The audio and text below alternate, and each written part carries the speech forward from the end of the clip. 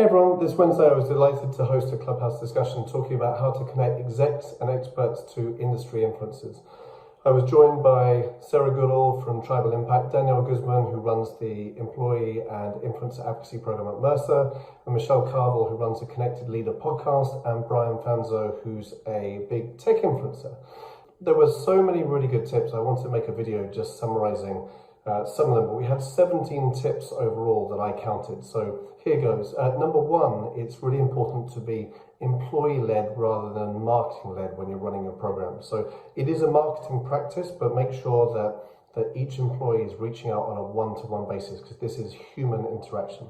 Number two, and this is related to that, you can invest in employee accounts rather than brand handle accounts, because that obviously encourages the human-to-human connection. Number three, focus on the passions of your experts and execs rather than corporate topics. That will really help them show up on a day-to-day basis. Then we were talking about looking beyond socials. So there's lots of opportunity for digital and offline influence. Don't just think about LinkedIn or Twitter influence, and don't be too channel focused, because after all, we are all human at the end of the day. And this is linked to some of the previous points, you've got to be programmatic about it, especially in your global role, and you're maybe wanting to leverage 50 to 200 execs and experts globally, but then connect them to the influencer community. It's really important to think programmatically, but make sure that everyone shows up in a social environment so that they engage, add value to the community.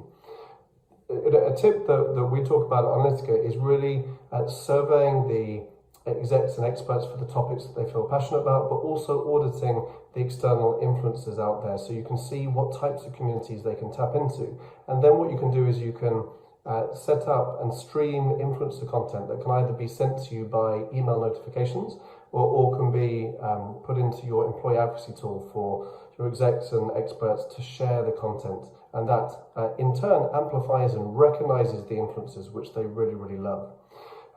Another key tip, and this was talked about by Danielle Guzman a lot, is breaking down the fear and misunderstanding potentially of execs and experts. So ask them what their personal objectives are, what success looks like to them, and then walk them through how they could connect with an industry influencer to achieve that objective.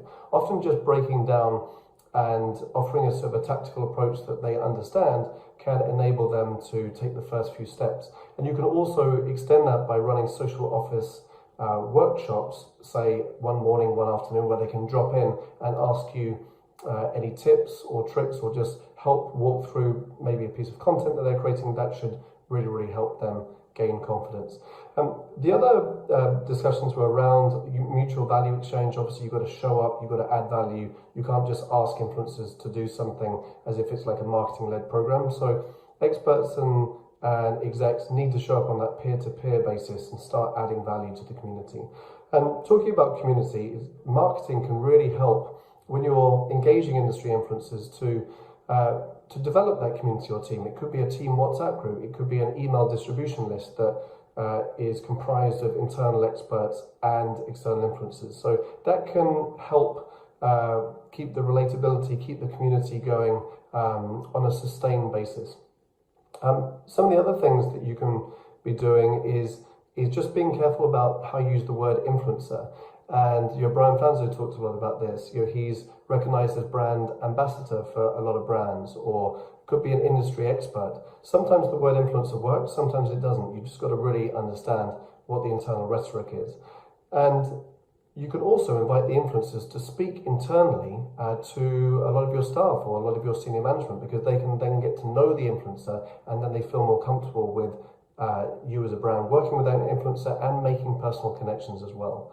One of the last tips was really focusing on creating episodic content. So through Netflix, Amazon, we've really learned that people can binge watch content, and that's the same in B2B marketing as well. If you create really compelling content, you create a series out of it, but it's got a finite ending, then people will work through the content and will want to, because you're keeping them wanting more and you're offering some great value and insights as part of that content.